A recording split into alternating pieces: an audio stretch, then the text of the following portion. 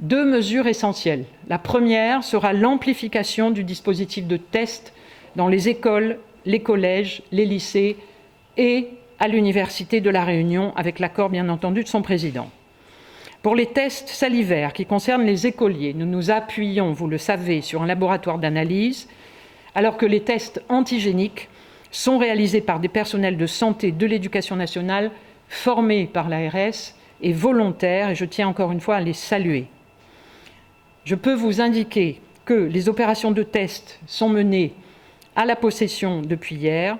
Elles seront proposées dès la fin du week-end de Pâques, donc à partir du 6 avril, aux élèves d'écoles qui sont situés dans les quartiers de Saint-Paul, qui connaissent un taux d'incidence important.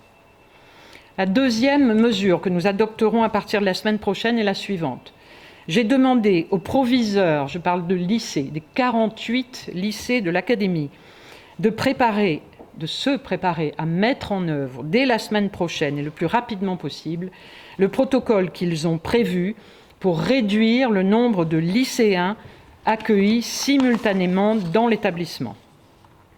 Je vous l'avais déjà indiqué à plusieurs reprises, les chefs d'établissement et leurs équipes ont travaillé depuis le mois de novembre à l'élaboration de plans de continuité pédagogique permettant de s'adapter à une éventuelle dégradation de la situation. Ils sont donc prêts à rendre opérationnels ces plans de continuité pédagogique. 3 établissements vont commencer dès le jeudi 8 avril à modifier leur organisation pour passer en mode alterné entre le présentiel et le distanciel pour les élèves.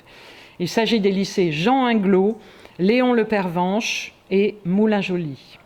Donc, lycée Jean Inglot au Port, lycée de Léon de Le Pervenche au Port et Moulin-Joly à la Possession.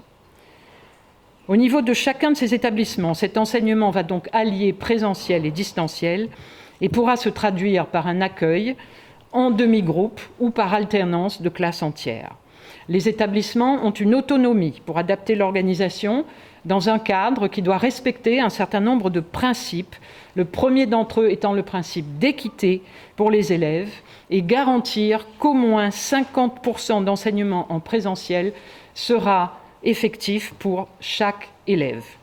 Dans ce cadre, tous les élèves travailleront pendant la totalité de leur temps scolaire, soit en autonomie, soit en présentiel au lycée, soit en classe virtuelle. Tous les lycées passeront donc à ce mode d'organisation à partir du 8 avril. Pour participer à l'effort collectif de lutte contre la Covid-19, l'université, dont je voudrais dire un mot, renforce également l'hybridation des formations en positionnant tous les cours magistraux à 100% en distanciel dès que ce sera possible et en maintenant une jauge d'accueil réduite à 50% dans les locaux de l'université pour l'ensemble des formations. La priorité pour le présentiel est donnée aux étudiants de première année, au public porteur de handicap et aux étudiants internationaux.